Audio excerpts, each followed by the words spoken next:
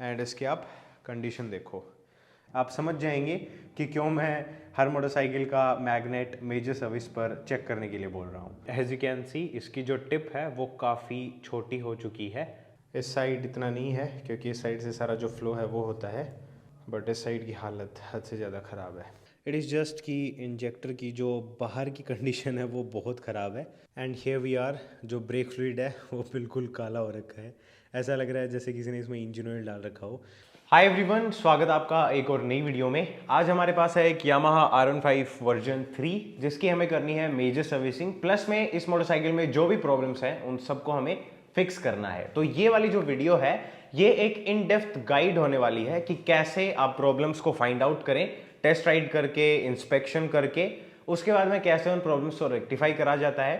Plus में जब R15 जैसी मोटरसाइकिल की हम मेजर सर्विसिंग करते हैं तो उसमें क्या क्या जॉब्स हैं जो कि हमें परफॉर्म करनी रहती हैं। So for example let's say valve clearance adjust करनी है या नहीं, फ्यूल टैंक की क्लीनिंग करनी है या नहीं, फ्यूल पंप की क्लीनिंग करनी है या नहीं, एक्सेट्रा एक्सेट्रा एक्सेट्रा।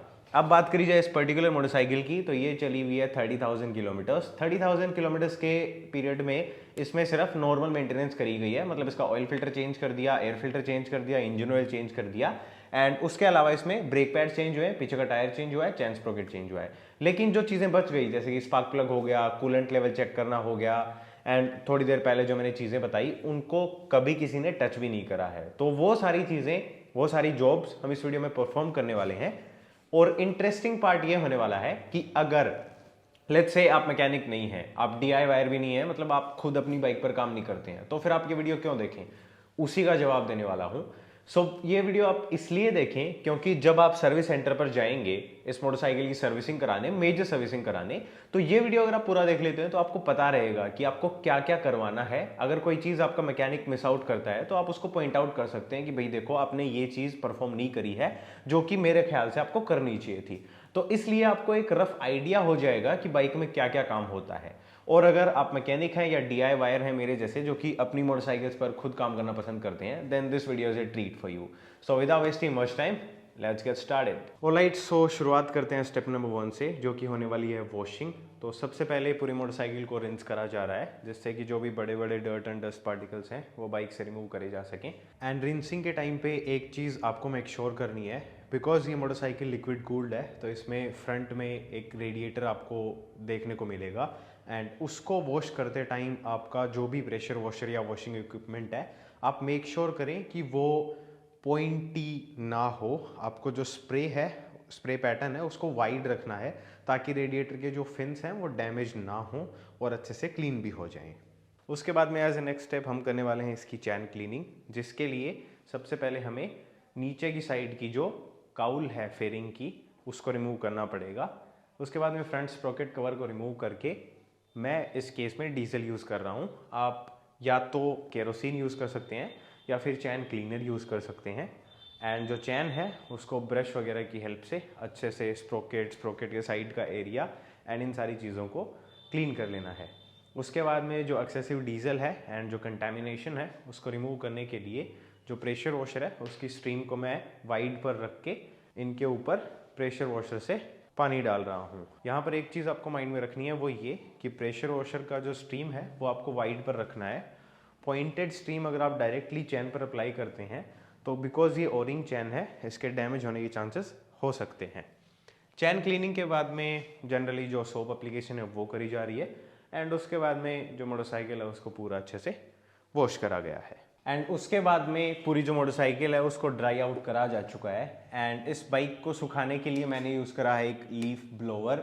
ऑल्दो आप चाहें तो एक कपड़े से भी काम चला सकते हैं, बट इनमें काफ़ी सारे छोटे छोटे कोने ऐसे होते हैं जहाँ पर हाथ जा नहीं पाता है, तो वहाँ पर ये काफ़ी हैंडी रहता है। प्लस में चैन को सुखाने के लिए इससे बेस्ट कुछ नहीं है। And with that being said, अब बारी आती है नेक्स्ट स्टेप की तरफ मूव ऑन करने की। बट उससे पहले मुझे पता है कि इस मैन स्टैंड के बारे में बहुत से लोग पूछने वाले हैं, तो ये मैंने खरीदा था यामाहा के सर्विस सेंटर से। ये मैन स्टैंड जो है यामाहा ने बेसिकली क्या करा है, R15 वर्जन 1 से लेकर के अभी तक जितनी भी जनरेशन्स आई हैं उनमें काम करना आसान हो सके उसके लिए चैसी के नीचे दो ऐसे छोटे छोटे पॉइंट्स दे रखे हैं जिनमें आप मैन स्टैंड को लगा सकते हैं टेम्परेरीली।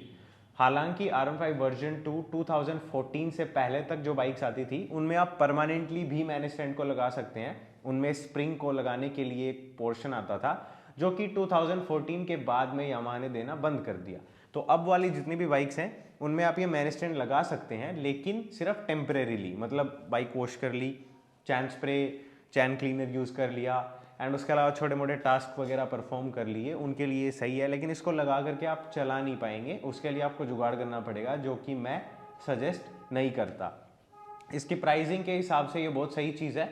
यामाहा के सर्विस सेंटर पर जाकर आप उनको बोलिए कि मैन स्टैंड आता है R15 का सर्विसिंग वगैरह करने के लिए, तो वो आपको अवेलेबल करा देंगे। 400 से लेकर के 500, 600, 700 जो भी उनकी प्राइसिंग रहेगी। अब मेरे को तो इसको लिए हुए काफ़ी साल हो गए हैं, तो इसलिए मैं प्राइसिंग तो कंफर्म नहीं बता सकता, बट हाँ ये मिलता ज़रूर है।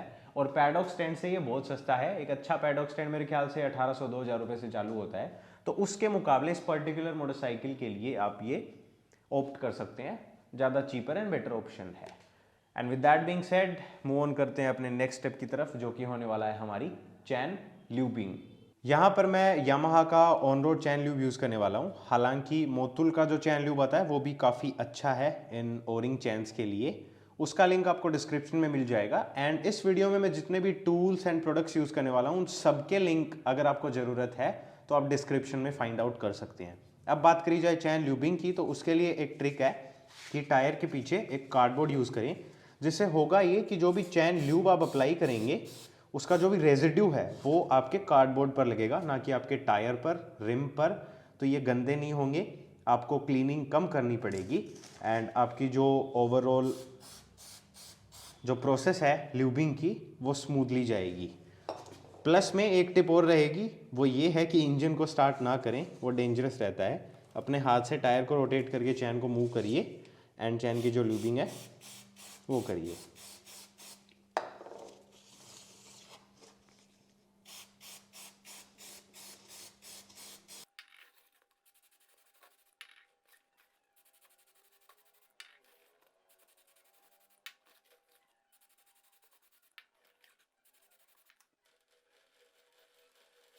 एंड ये जो स्टेप है ये अभी इसलिए करा गया है क्योंकि नेक्स्ट वाला जो स्टेप है वो होने वाला है टेस्ट राइड। एंड उसमें हम ड्राई चैन नहीं चलाना चाहेंगे बिकॉज वो डैमेज हो जाएगी।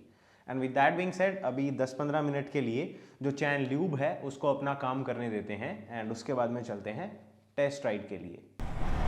Alright, so here we are. अब सबसे पहले टेस्ट राइड में हम देखेंगे कि बाइक बिहेव कैसे कर रही है, इंजन की साउंड कैसी है, ओवरऑल बाइक में कोई अबनॉर्मल साउंड तो नहीं आ रही है, गियर शिफ्टिंग कैसी है, ब्रेकिंग कैसी है, ओवरऑल बाइक की हैंडलिंग कैसी है। कुछ भी हमें अनइवन लगे, अननेचुरल लगे, उन सभी चीज़ों को पॉइंट आउट करना है। प्लस में कस्टमर ने भी हमें कुछ चीज़ें एज ए फीडबैक दी हैं जिनको हमें वेरीफाई करना है कि हाँ ये प्रॉब्लम है या फिर नहीं है तो किस चीज़ की है, एक्सेट्रा एक्सेट्रा। तो सबसे पहले एक अच्छी सड़क लेनी है, उस पर ये सारी चीज़ें चेक करनी है।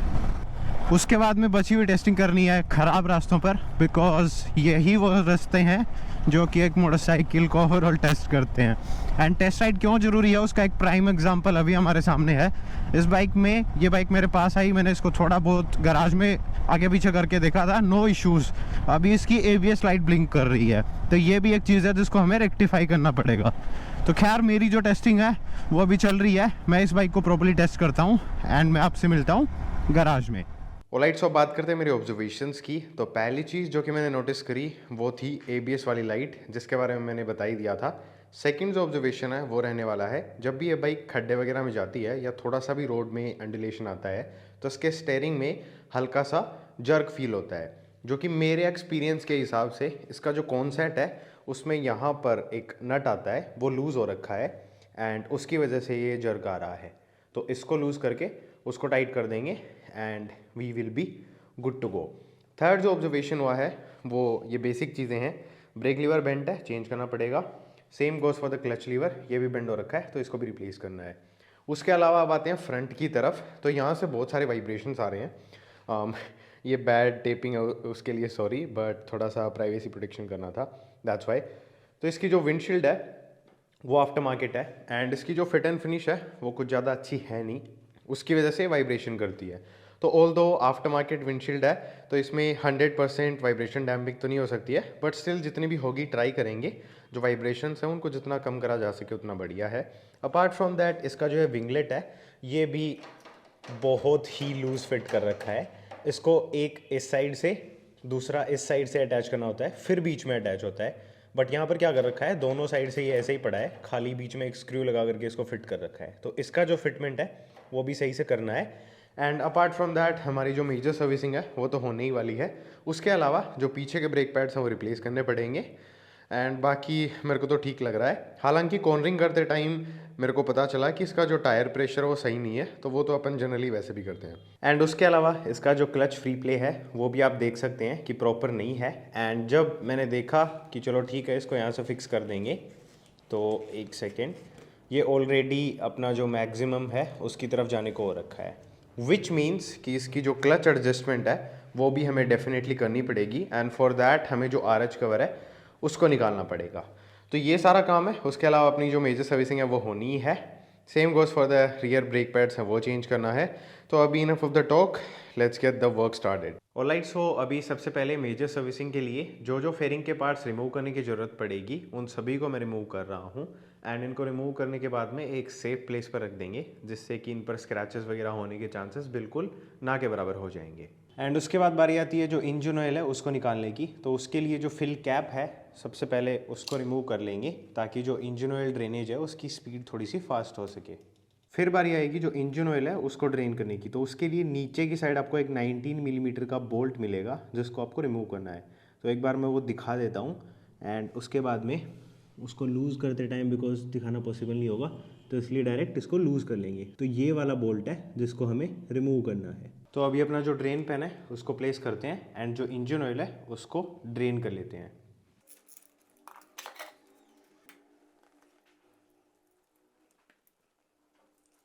ड्रेन बोल्ट के साथ आपको 3 आइटम और मिलेंगे। एक ओरिंग है जो कि यहाँ पर लगती है, उसके बाद में एक स्ट्रेनर है एंड एक स्प्रिंग है। तो इनको आप मेक श्योर करें कि लगाने से पहले अच्छे से क्लीन कर लें। एंड अभी रिमूव करेंगे जो ऑयल फिल्टर है उसको। तो उसके लिए 3 8 मिलीमीटर के बोल्ट्स हैं, इनको रिमूव करना है।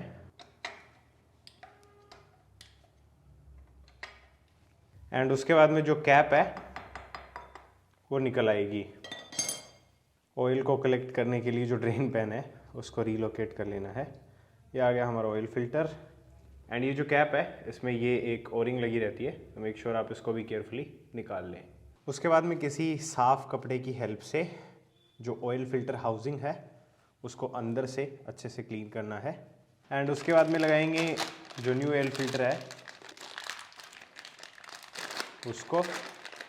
तो इसकी जो डायरेक्शन है वो मैटर करती है। इसमें एक साइड आपको जो होल दिखेगा वो बंद रहेगा एंड दूसरी साइड वाला जो होल है वो ओपन है।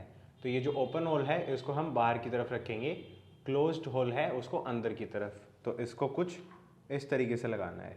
एंड उसके बाद में जो कैप है उसको अच्छे से क्लीन करना है। एंड फिर बारी आती है फिट करने की। तो इसकी जो ओरिंग है उसको थोड़ा सा लुब्रिकेट कर लें, नए या फिर पुराने इंजन ऑयल की हेल्प से, नॉट ए बिग डील। अभी इसको एज इट इज़ इसके जो ये तीनों होल्स हैं उनको अलाइन करके वापस से फिट कर देंगे।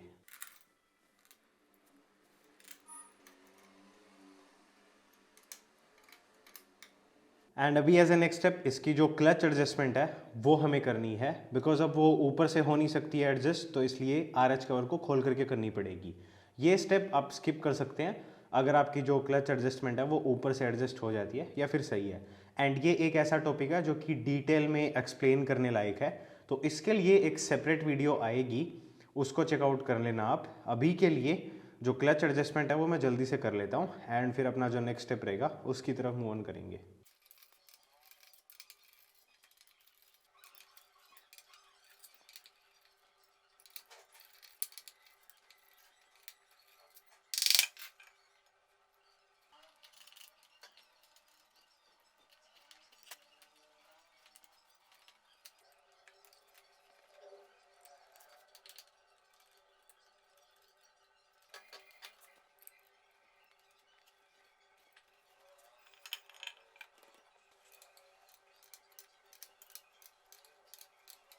एंड अभी नेक्स्ट स्टेप जो होने वाला है वो होगा हमारा जो मैग्नेट है उसको चेक करना। तो उसके लिए जो एलएच कवर है उसको खोलना पड़ता है।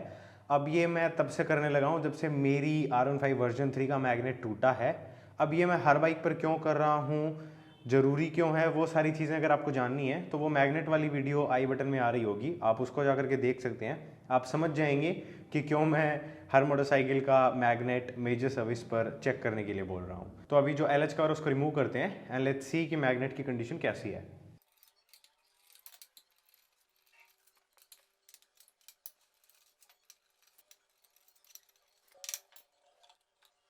Alright, so here we are. ये रहा अपना मैग्नेट। इसमें हमें 1, 2 एंड 3 ये 3 जो रिवेट्स हैं इसकी, इनको विजुअली इंस्पेक्ट करना है। ये डैमेज वगैरह नहीं होनी चाहिए, प्रॉपरली फिट होनी चाहिए। उसके बाद में up and down and side play magnet में बिल्कुल नहीं होनी चाहिए, जो कि इस केस में नहीं है। That is a good sign. अगर आप वाला मैग्नेट है उसमें थोड़ी बहुत भी प्ले है तो इमीडिएटली जो मैग्नेट है उसको रिप्लेस कर लीजिए, अदरवाइज़ वो काफ़ी सारी चीज़ें डैमेज कर सकता है। तो अभी हमारे वाला मैग्नेट ओके है, तो हम LH कवर को वापस फिट करते हैं एंड उसके बाद में अगला स्टेप रहेगा, उसकी तरफ मूव ऑन कर जाएंगे।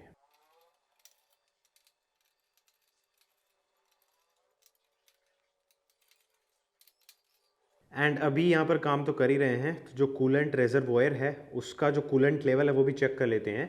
तो रेजर्वोयर अभी बाइक मैन स्टैंड पर है एंड ये लोएस्ट पोजीशन ये है, हाईएस्ट पोजीशन ये है, इन दोनों के बीच में रखना चाहिए। तो वैसे तो ये बीच में ही है बट थोड़ा लो की साइड ज़्यादा है, तो थोड़ा सा कूलेंट है वो हम टॉप अप कर देंगे एंड इसको ऑलमोस्ट यहाँ तक लेकर के आएंगे।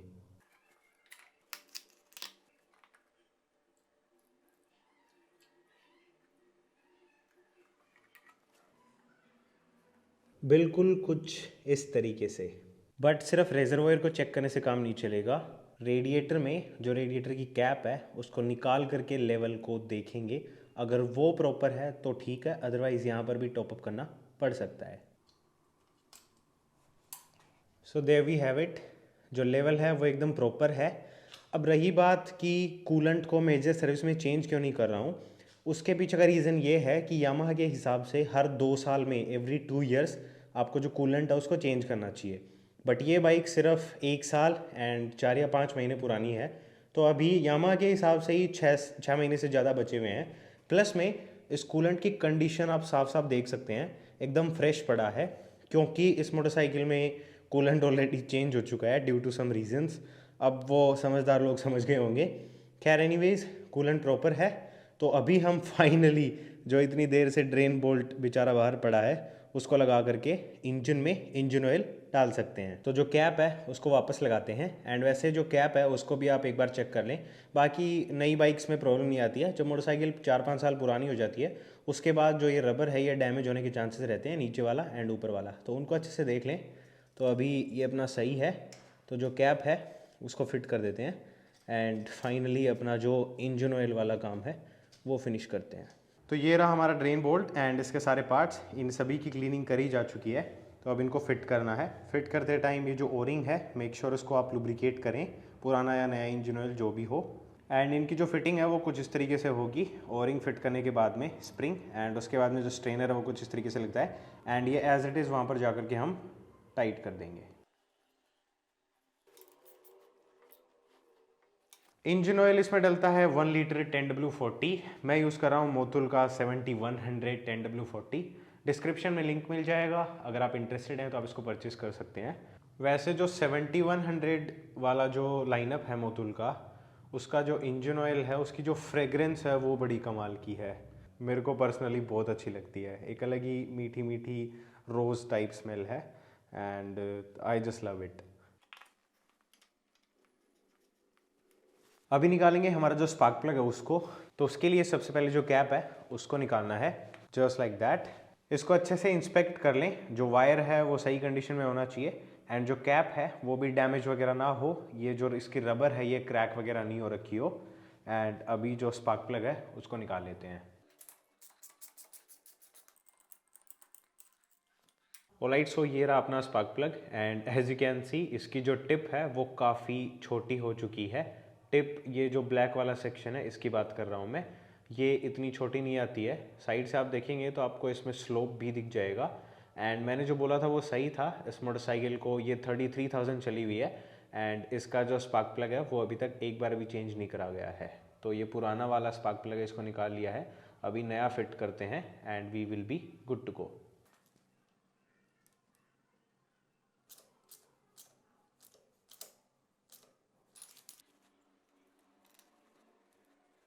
नेक्स्ट जो पार्ट है वो होने वाला है हमारा एयर फिल्टर। तो सबसे पहले जो एयर बॉक्स का कवर है उसके जो 4 स्क्रूज़ हैं उनको निकालते हैं एंड फिर हमारा जो एयर फिल्टर है उसकी कंडीशन चेक करते हैं। वैसे यामाहा के अकॉर्डिंग आपको एयर फिल्टर को क्लीन नहीं करना है, डायरेक्टली आप उसको एवरी 17,000 किलोमीटर्स पर रिप्लेस करिए।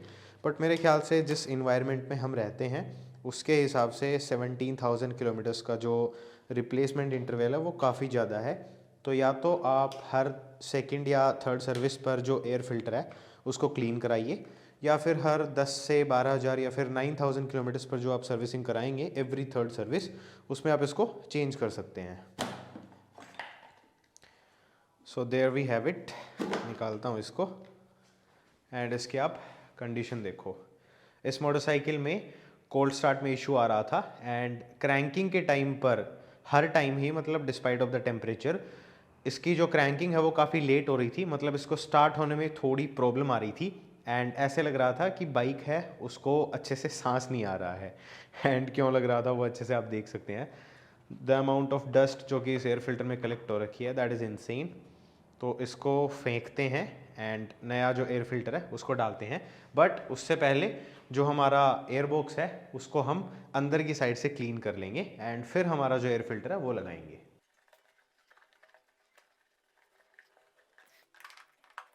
एयर फिल्टर इसमें मैं BS4 वाला यूज़ कर रहा हूँ, क्योंकि BS6 का जो एयर फिल्टर है वो विस्कस एयर फिल्टर आता है। मतलब जो पेपर एलिमेंट है उसके ऊपर ये लोग एक ऑयल की हल्की फिल्म लगा करके देते हैं और ये बोलते हैं कि उस फिल्म से जो मिट्टी है वो एयर फिल्टर ज़्यादा पकड़ेगा एंड इंजन में फ्रेश एयर जाएगी। बात सही है, लेकिन उसकी वजह से क्या होता है एयर फिल्टर की हमारी साइड में, क्योंकि हमारा एरिया बहुत ज़्यादा डर्टी है, तो जो लाइफ है वो ड्रेस्टिकली ड्रॉप हो जाती है। जहाँ पर ये एयर फिल्टर ईजिली 8, 9, 10,000 किलोमीटर चलेगा, हर 3,000 किलोमीटर पर हम इसको साफ़ करेंगे। वैसे बता देता हूँ, विस्कस एयर फिल्टर को आप क्लीन नहीं कर सकते हैं, नॉर्मल जो पेपर एलिमेंट फिल्टर आता है उसी को आप क्लीन कर सकते हैं, क्योंकि उसमें ऑयल नहीं लगा हुआ आता है पेपर पे। इसमें आपको पेपर पर ऑयल मिलने वाला है एंड बिकॉज ऑफ दैट इसकी आप क्लीनिंग नहीं कर सकते। तो हर 3 से 5,000 किलोमीटर पर ये ऐसा दिखने लग जाएगा, फिर आपको मजबूरी में इसको चेंज करना पड़ेगा, आपके पैसे वेस्ट होंगे। उससे बेटर है, मेरी प्रेफरेंस है, मैं तो BS4 वाला ही यूज़ करने वाला हूँ। हालांकि मैं किसको ये नहीं बोल रहा कि BS4 वाला बेटर है, BS6 वाला ख़राब है। देखो, आपकी जो इच्छा है वो आप कर सकते हो। मुझे वो ज़्यादा सही लगता है maintenance wise and cost wise. ये मुझे थोड़ा महंगा लगा एंड मुझे यही लगता है कि इसका ज़्यादा यूज़ नहीं है, सिवाय कंपनी को पैसा बनाना है तो उसके लिए वो ऐसे पार्ट्स आजकल लाने लगे हैं जो कि जल्दी ख़राब हों, ताकि आप उनको जल्दी चेंज कराएं, ताकि उनका जो धंधा है वो और अच्छे से चले। बट मुझे वो चीज़ समझ नहीं आती है, एटलीस्ट एयर फिल्टर के लिए तो नहीं, तो इसलिए मैं BS4 वाला यूज़ कर रहा हूँ। आप चाहें तो BS6 वाला यूज़ कर सकते हैं। कमेंट्स में इस टॉपिक पर लड़ाई करने की कोई ज़रूरत नहीं है।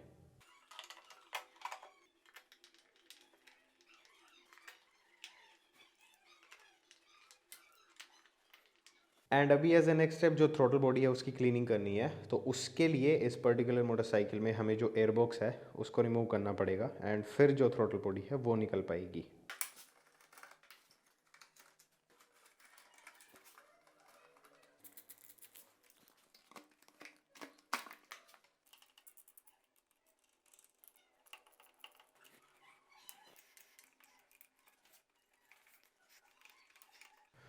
Finally this is out and इसकी ओवरऑल कंडीशन आप देख ही सकते हैं। ये कार्बन डिपॉजिट है, इस साइड इतना नहीं है क्योंकि इस साइड से सारा जो फ्लो है वो होता है, बट इस साइड की हालत हद से ज़्यादा ख़राब है बिकॉज कुछ इस तरीके से ओपन होता है। एनीवेज़, इसकी क्लीनिंग तो करनी है। अभी इसका एक पार्ट और वहाँ पर फंसा हुआ है जिसमें इंजेक्टर लगता है, तो उसको भी मैं निकालता हूँ। अब दिखाना बहुत मुश्किल है तो उसको निकाल लेता हूँ एंड उसके बाद में इनकी जो क्लीनिंग है उसके बारे में बात करेंगे। थ्रोटल बॉडी में से जो आइडल कंट्रोल वाल्व है उसको मैंने निकाल लिया है बिकॉज यहाँ पर भी कार्बन बिल्डअप होता है। TPS में कार्बन बिल्डअप होता नहीं है, तो इसलिए उसको मैं क्लीन कर नहीं रहा हूँ। थ्रोटल बॉडी के साथ ही बाकी के जो चीज़ें हैं वो लगी रहने दे रहा हूँ एंड इनकी क्लीनिंग करूँगा। इसकी क्लीनिंग सेपरेटली करनी है। रबर की जितने भी ओरिंग्स हैं, चाहे इंजेक्टर की हो, चाहे थ्रोटल बॉडी की हो, चाहे आईसीवी की हो, वो मैं क्लीन नहीं करने वाला हूँ। मतलब डीजल या पेट्रोल से इनको नहीं साफ़ करना है, खाली हल्का सा कपड़ा लगाएंगे and we will be good to go. बाकी जो गैस्केट्स वगैरह हैं उनको निकालना है। अब ये वाला जो पार्ट है इसकी आप हालत देख लो क्या हो रखी है। तो इसमें यहाँ पर इंजेक्टर लगता है। अब इंजेक्टर की बात कर लेते हैं। तो इंजेक्टर के जो डॉट्स हैं, अब ये फोकस नहीं करेगा इतना बारीक मेरे ख्याल से। ओके, सो फाइनली फोकस करा है। तो इंजेक्टर के जो डॉट्स हैं वो क्लॉग नहीं है बिल्कुल भी। इट इज़ जस्ट कि इंजेक्टर की जो बाहर की कंडीशन है वो बहुत ख़राब है। तो इसको काफ़ी केयरफुली मैं क्लीन करने वाला हूँ। हालांकि इन सारी चीज़ों के ऊपर, मतलब थ्रोटल बॉडी कैसे क्लीन करते हैं, ओवरऑल इंजेक्टर की क्लीनिंग कैसे होती है, इनको बाइक में से निकालते कैसे हैं, लगाते कैसे हैं, सारी चीज़ों के ऊपर एक डिटेल में कुछ दिन के बाद ट्यूटोरियल गाइड आ जाएगी। क्योंकि मेरे पास भी V3 है, तो मेजर सर्विसिंग कैसे होती है वो मैं इस बाइक के थ्रू दिखा रहा हूँ। एंड इस सर्विसिंग में मैं जो जो काम कर रहा हूँ उन सभी कामों की सेपरेट वीडियोज़ आएंगी डिटेल में, ताकि जो DIYers हैं या फिर जो नए मैकेनिक्स हैं जो कि सीख रहे हैं उन सब को सीखने को मिले। तो टेंशन वाली बात नहीं है, इसमें मैं प्रोसेस दिखा रहा हूँ। डिटेल में ये सारी चीज़ें कैसे करनी होती हैं वो आगे आगे आती जाएंगी। सो मेक श्योर आप इस चैनल को सब्सक्राइब करके रखें एंड इस बात पर इस वीडियो को अभी लाइक कर दें। तो अभी इन सब की मैं क्लीनिंग करता हूँ एंड उनके बाद में इनकी जो आफ्टर कंडीशन है वो आप लोगों के साथ शेयर करता हूँ। All right, so done with the cleaning and parts की जो कंडीशन है वो अब आप देखिए क्लीनिंग के बाद में कैसे दिख रहे हैं। तो सारे जो पार्ट्स हैं वो अच्छे से क्लीन हो चुके हैं। इंजेक्टर की काफ़ी ध्यान से जो क्लीनिंग है वो मैंने कर ली है एंड अभी इन सारे पार्ट्स को असेंबल करना है। तो एज आई सेड कि जो डिटेल वीडियो आएगी उसमें आपको सारी इन्फॉर्मेशन मिल जाएगी। अभी के लिए वहाँ पर रिकॉर्ड करना भी मुश्किल हो रहा है, तो मैं ये सारी चीज़ें असेंबल करके एंड अपनी जो मोटरसाइकिल है उसमें फ़िट कर देता हूँ एंड उसके बाद में अपना जो नेक्स्ट स्टेप रहेगा उसकी तरफ मूव ऑन करते हैं। ऑलराइट, सो असेंबली है वो कंप्लीट हो चुकी है। अभी हमारा जो नेक्स्ट स्टेप है वो होने वाला है हमारा जो फ्यूल टैंक है एंड जो फ्यूल पंप है इसके अंदर, उसकी क्लीनिंग। तो उसके लिए फ्यूल टैंक में से जो फ्यूल पंप है सबसे पहले उसको निकाल करके देखेंगे कि ओवरऑल जो कंडीशन है वो कैसी है। एंड ये रहा हमारा फ्यूल पंप जो कि काफ़ी अच्छी कंडीशन में है। इसको देख करके बिल्कुल भी नहीं लग रहा कि इसको क्लीनिंग की ज़रूरत है। And if you don't need it then you don't do it. And same जो स्टोरी है वो हमारे फ्यूल टैंक की है। फ्यूल टैंक भी अच्छा खासा क्लीन है, तो अननेसेसरी किसी काम को करने का कोई फ़ायदा नहीं है। अगर यहीं पर फ्यूल पंप डर्टी होता, फ्यूल टैंक डर्टी होता तो डेफिनेटली उनकी क्लीनिंग करते, बट अभी बिकॉज ये एकदम क्लीन पड़े हैं तो इसलिए फ्यूल पंप को वापस से मैं फिट करूँगा। एंड उसके बाद में जो फ्यूल टैंक है उसको मोटरसाइकिल में लगा करके इसको स्टार्ट करके देखते हैं एंड लेट्स सी कि जो स्टार्टिंग प्रॉब्लम वाला इशू था वो फिक्स हुआ क्या। एंड ओवरऑल जनरली हमने जो सारा काम करा है उसका जो इफेक्ट पड़ा है मोटरसाइकिल पर वो भी चेक करना ही है। So let's just do that.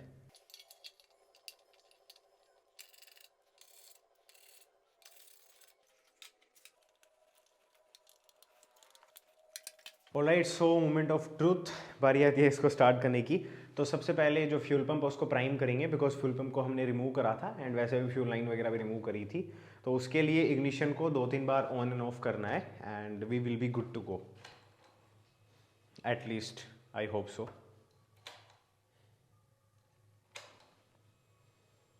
Second time, ये हो गया थर्ड टाइम। अभी क्या करेंगे, बाइक को स्टार्ट करेंगे, बट स्टार्ट करते ही मैं बाइक को बंद करने वाला हूँ क्योंकि मैं चाहता हूँ कि जो इंजन ऑयल है वो थोड़ा इंजन में सर्कुलेट हो जाए स्टार्ट करने से पहले। हालांकि वो ज़रूरी नहीं है, बट मुझे वैसे ही पसंद है तो मैं वैसे ही करता हूँ। जैसे ही इंजन स्टार्ट होने को होगा मैं किल स्विच लगा दूंगा तो इंजन बंद हो जाएगा। तो एक बार इंजन ऑयल सर्कुलेट हो जाए उसके बाद मैं इसको स्टार्ट करके छोड़ दूंगा एंड आप लोग देख लेना कि कैसे क्या साउंड है, एक्सेट्रा एक्सेट्रा। अब इसमें किक नहीं है, अदरवाइज ये सब नहीं करना पड़ता। करने को मैं इसका स्पार्क प्लग का जो कैप है वो भी रिमूव कर सकता हूँ, बट छोड़ो, ऐसे ही ठीक है।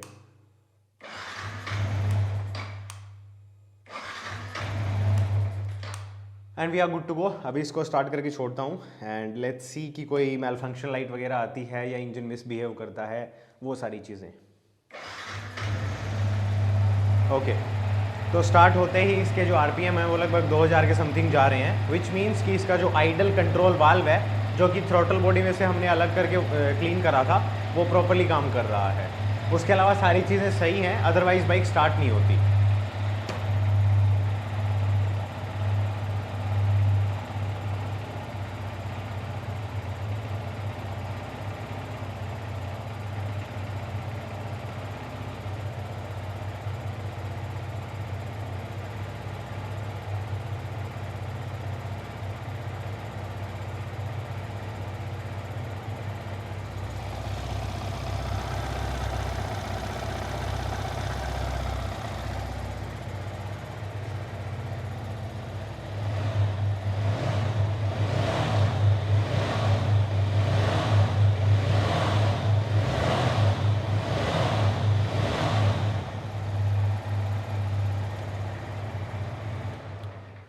सो अभी तक का जो हमारा जो काम है वो बिल्कुल सही हुआ है। अब बारी आती है जो नेक्स्ट स्टेप है उसकी, which is going to be brake pads. तो सबसे पहले जो हमारे फ्रंट वाले ब्रेक पैड्स हैं उनको चेक करते हैं, ज़रूरत पड़ेगी तो रिप्लेस करेंगे। अब देखने को आप इनको लगे हुए भी देख सकते हैं, बट वो कैमरा में पॉसिबल नहीं हो पाएगा, तो इसलिए ये 2 12 मिलीमीटर्स के बोर्ड्स हैं, इनको रिमूव करके जो फ्रंट ब्रेक पैड्स हैं उनको इंस्पेक्ट करते हैं।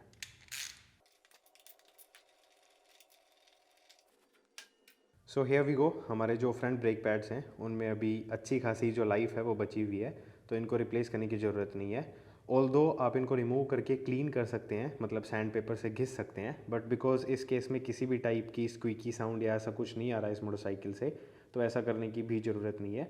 एक यहाँ पर जो गाइड पिन होती है कैलिपर की, एक यहाँ पर होती है, एक ये वाली है, इनको आप मूव करके चेक कर लें कि ये प्रॉपरली मूव कर रही हैं क्या। अगर ये जैम हो गई हैं तो इनमें आपको दोनों को निकाल करके सिलिकॉन ग्रीस लगाना है। तो इनको मैं चेक करता हूँ एंड इसको फिट करते हैं एंड फिर चलेंगे पीछे वाले ब्रेक की तरफ।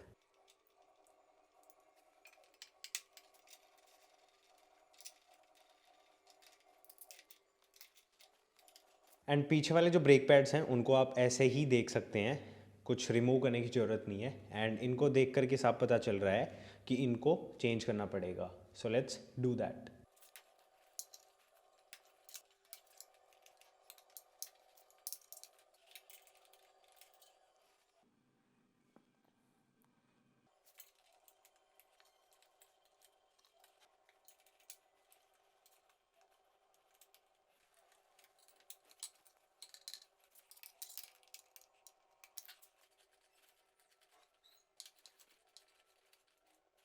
एंड अभी एज ए नेक्स्ट स्टेप जो ब्रेक ऑयल है उसका जो मेजरमेंट है वो हमें चेक करना है, प्लस में उसकी ओवरऑल कंडीशन क्या है वो हमें चेक करनी है। वैसे generally according to Yamaha again आपको हर 2 साल में जो ब्रेक फ्लूइड है उसको रिप्लेस करना चाहिए, बट इस बाइक को अभी 2 साल हुए नहीं हैं। सो लेट्स सी कि इसकी जो ब्रेक फ्लूइड की कंडीशन है वो कैसे निकलती है। एंड हियर वी आर, जो ब्रेक फ्लूइड है वो बिल्कुल काला हो रखा है। ऐसा लग रहा है जैसे किसी ने इसमें इंजन ऑयल डाल रखा हो, बट ऐसा नहीं है, ये कंटेमिनेशन की वजह से हुआ है। अब इतना जल्दी ये क्यों हुआ है उसके बारे में तो मेरे को नहीं पता, बट व्हाट आई नो इसकी ये ब्रेक फ्लूइड तो नहीं चलने वाला है, तो इसका करेंगे ब्रेक फ्लश। तो वो मैं करता हूँ एंड उसके बाद में अपना जो आगे वाला ब्रेक है उसकी तरफ चलते हैं।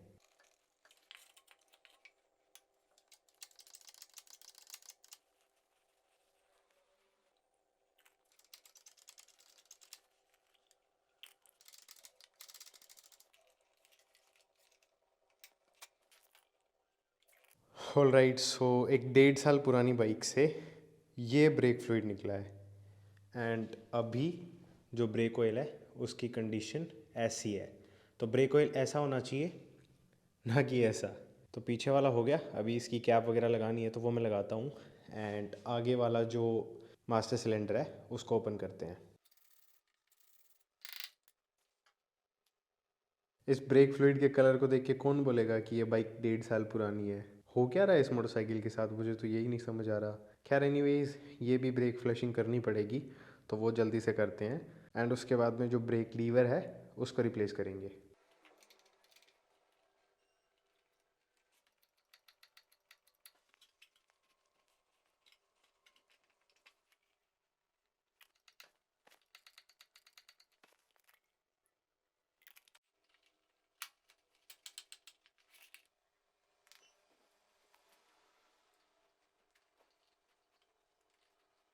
एंड अभी यहाँ पर काम कर तो रहे हैं, तो इसलिए जो ब्रेक लीवर है उसको भी रिप्लेस कर ही देते हैं।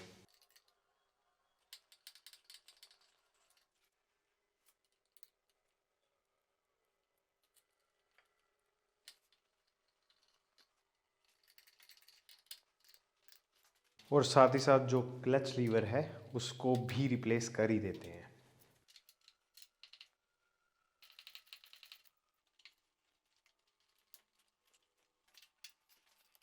उसके बाद में करेंगे जो चैन टाइटनिंग की प्रोसेस है उसको। तो चैन टाइट करते टाइम आपको मेक श्योर ये करना होता है कि आप जो चैन स्लैक है उसको अलग अलग पॉइंट्स पर चेक करें, बिकॉज चैन जब थोड़ी पुरानी हो जाती है तो उसके जो लिंक है वो अनइवन हो जाते हैं।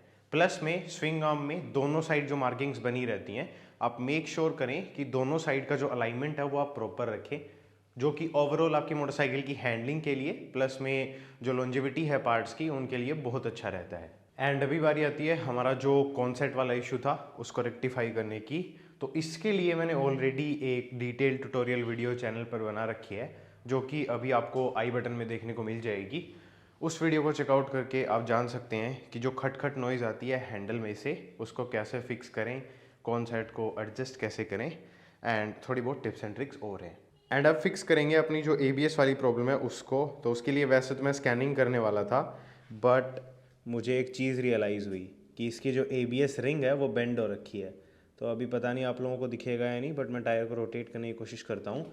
एंड जो ABS का सेंसर है, व्हील स्पीड सेंसर, एंड जो रिंग है उसके बीच का गैप देखना आप लोग, कम ज़्यादा होगा।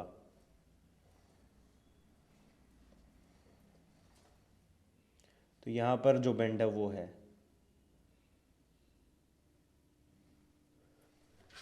तो इसको फिक्स करने के लिए फिर से जो पीछे वाला व्हील है उसको रिमूव करना पड़ेगा। तो उस पीछे वाला व्हील उसको रिमूव करते हैं, ABS रिंग को सीधा करते हैं, वापस फिट करते हैं, एंड फिर टेस्ट राइड में देखेंगे कि प्रॉब्लम वो फिक्स हुई या नहीं। अगर हो जाती है तो ठीक है, अदरवाइज स्कैनिंग कर लेंगे।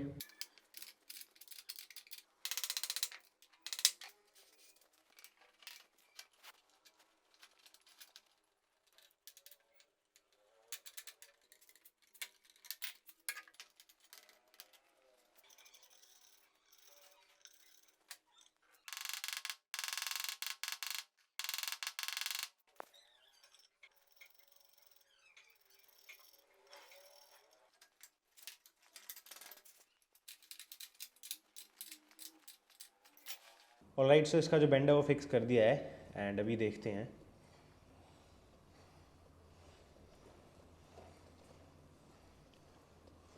सो पहले के कंपैरिजन में a lot better now, and test ride में पता चल ही जाएगा कि यही थी क्या प्रॉब्लम, और थी तो फिक्स हो गई क्या। तो अभी काम ऑलमोस्ट अपना पूरा होने को आ गया है। अभी छोटी छोटी चीज़ें बहुत सारी बची हुई हैं जिनके बारे में भी बिल्कुल बात करी जाएगी, बट यहाँ पर दो चीज़ें जो कि मैं ठीक नहीं कर पाया क्योंकि पार्ट्स नहीं मिले, वो हैं ये। एक तो जो इसका लीवर है गियर पेडल, उसमें हद से ज़्यादा प्ले आ रखी है। एक प्ले तो यहाँ से आ रखी है, तो ये जो सेक्शन है ये चेंज करना पड़े। सेकंड जो प्ले है वो यहाँ से आ रखी है, ये जो प्ले है, आई होप आपको दिख रही होगी। तो उसके लिए ये जो छोटे वाला सेक्शन आता है जिस पर ये फुटरेस्ट लगा हुआ है, इसको चेंज करना पड़ता है। मोस्ट ऑफ द प्ले है वो चली जाती है क्योंकि ये इतना जल्दी नहीं घिसता है, ये ज़्यादा घिसता है। अब ऐसा क्यों है उसके पीछे का लॉजिक मुझे भी समझ नहीं आया, बिकॉज दोनों ही सेम मटेरियल के हैं, but still it is what it is. उसके अलावा जो फुटरेस्ट है वो बार बार जो पैर का मूवमेंट है उसकी वजह से घिस गया है, एंड ये हद से ज़्यादा घिस चुका है, तो इसको चेंज करने की ज़रूरत है। तो ये दो चीज़ें अभी अवेलेबल नहीं थी स्टॉक में जो पार्ट सेलर है उसके पास, तो उसके लिए इनका ऑर्डर अभी डाला है। जैसे ही आ जाएंगी तो चेंज कर दी जाएंगी। एंड अभी लगाते हैं इसकी फेयरिंग को। सो 1 2 3। ऑलराइट गाइस, सो अपनी जो मोटरसाइकिल है वो ऑलमोस्ट रेडी होने को हो रखी है। अभी इसमें छोटी छोटी चीज़ें कुछ बची हुई हैं जो कि करनी है, जिनके बारे में अभी बताने वाला हूँ। बट उससे पहले इसका जो विंगलेट है उसको दोनों साइड से प्रॉपर्ली फिक्स कर दिया है, तो अब ये रैटल नहीं करेगा। Same goes for the windshield vibrations, उनको भी कुछ हद तक ठीक करने की कोशिश करी है। अब बात करी जाए इस मेजर सर्विस में, एक मेजर काम जो करना था वो नहीं करा गया है उसकी, वो है वाल्व क्लियरेंस की एडजस्टमेंट। तो BS4 नॉन ABS जो R15 वर्जन 3 आती थी उसमें जैसे तैसे मैनेज हो जाता था, सिलेंडर हेड का जो कवर है उसको निकाल करके वाल्व क्लियरेंस एडजस्ट करना। पर जब से ABS आया है तब से जो वाल्व क्लियरेंस एडजस्टमेंट है वो बहुत बहुत बहुत मुश्किल हो गई है। और मैं कंफर्टेबल नहीं हूँ इंजन को चैसी में लगे हुए वाल्व क्लियरेंस एडजस्ट करने में, क्योंकि जो ABS की यूनिट है वो बीच में आती है, कोई भी काम ढंग से नहीं हो पाता है। और वाल्व क्लियरेंस की एडजस्टमेंट एक ऐसी चीज़ है जो कि इंजन के लिए बहुत क्रूशियल मेंटेनेंस है, जिसको अगर सही तरीके से नहीं करा जाए तो इंजन की और ज़्यादा हालत ख़राब हो जाती है। तो उसके लिए इसका जो इंजन है वो बाइक से उतरना बनता है। अब आप लोग टेंशन मत लो, इस बाइक के साथ मैंने ऐसा नहीं करा, उसका रीज़न बताता हूँ, बट ट्यूटोरियल वीडियो डिटेल में ABS वाली बाइक में इंजन को नीचे उतार करके जो वाल्व क्लियरेंस है उसको कैसे एडजस्ट करते हैं वो आप लोगों के साथ शेयर करने वाला हूँ। So make sure you stay tuned for that, channel को सब्सक्राइब करके रखिए। अब बात करी जाए इस बाइक में क्यों नहीं करा, तो सीधी बात है यार, इंजन को जब नीचे उतारते हैं तो टाइम चाहिए। अब इस मोटरसाइकिल के साथ मुझे इतना ही टाइम मिला कि मैं यही सारी चीज़ें कर पाया। शाम को इसकी डिलीवरी करनी है, ऑलरेडी मेरे ख्याल से 2-3 बज रखे हैं, तो इसलिए वाल्व क्लियरेंस एडजस्ट करना पॉसिबल नहीं है। और इसमें हल्की नॉइज़ है वाल्व क्लियरेंस की, ऐसी बात नहीं है, लेकिन इतनी नहीं है कि वो प्रॉब्लम कर सकती है। तो थोड़े दिन बाद जैसे ही इसके ओनर के पास टाइम होगा तो इसकी जो वाल्व क्लियरेंस की एडजस्टमेंट है वो मैं कर दूंगा। अपार्ट फ्रॉम दैट अब बात करते हैं कि कौन कौन सी छोटी छोटी चीज़ें हैं जो कि मैंने करी हैं, जो कि आप लोगों को भी करनी है as a part of service. तो सबसे पहले जो व्हील बैरिंग्स हैं आगे एंड पीछे वाले, उनको आपको अच्छे से चेक करना है।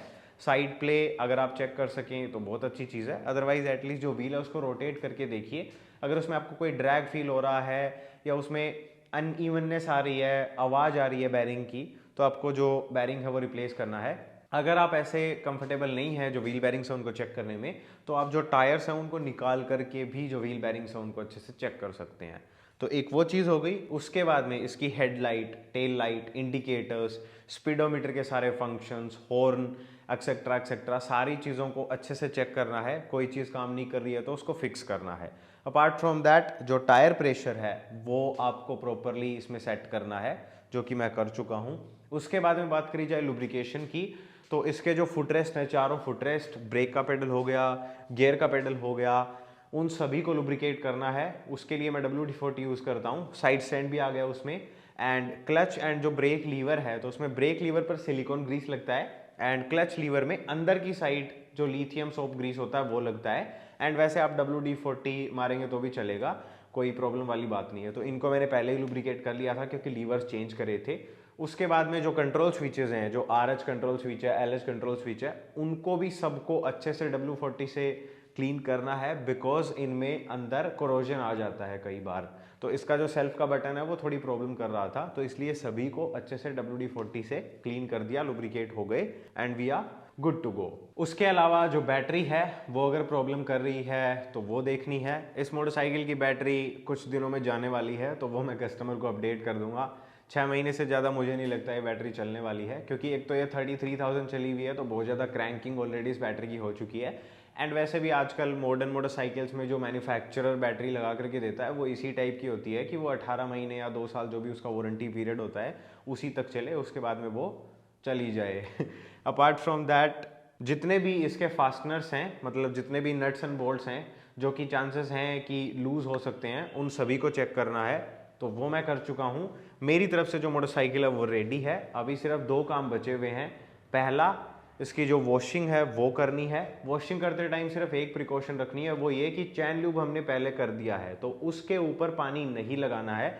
उसके अलावा बिकॉज ग्रीस के हाथ भी लगे हैं, एंड ओवरऑल जो क्लीनिंग लुब्रिकेंट एंड जो लुब्रिकेशन हमने करा है उसके भी हर जगह ड्रॉपलेट्स पड़े हुए हैं, तो जो बाइक की शाइन है एंड जो ओवरऑल फील है वो अच्छी करने के लिए इसको अच्छे से वॉश करने वाला हूँ मैं। तो वॉशिंग में शुरू में दिखा चुका हूँ, वैसी ही बाद में होने वाली है। सो आई थिंक उसको शोकेस करने का कोई मतलब नहीं बनता, तो मैं वो करता हूँ। एंड उसके बाद में चलते हैं इसकी टेस्ट राइड पर, एंड लेट्स सी कि ये मोटरसाइकिल सर्विसिंग के बाद, मेजर सर्विसिंग के बाद कैसा बिहेव कर रही है। साथ ही साथ जो ABS वाली प्रॉब्लम है वो भी देखनी है, अगर आ रही है तो उसको रेक्टिफाई करेंगे, otherwise we are good to go. 1 2 चलो, okay, alright, so here we are. Test करते हैं बाइक को, एंड द फर्स्ट थिंग जो कि नोटिस करने वाली है वो है कि ABS लाइट नहीं आ रही है, एंड ABS भी प्रॉपर्ली वर्क कर रहा है। मैन ओ मैन, ओके, ये कॉर्नर देखते हैं, ठीक है, नॉट बैड।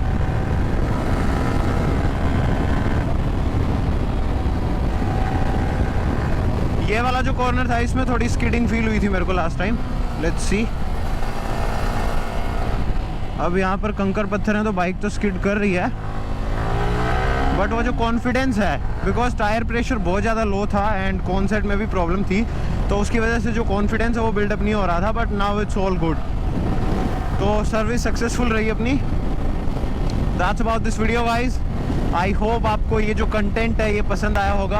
अगर ऐसा है then do give this video a thumbs up, काफ़ी हेल्प होती है उससे, and consider subscribing to this channel.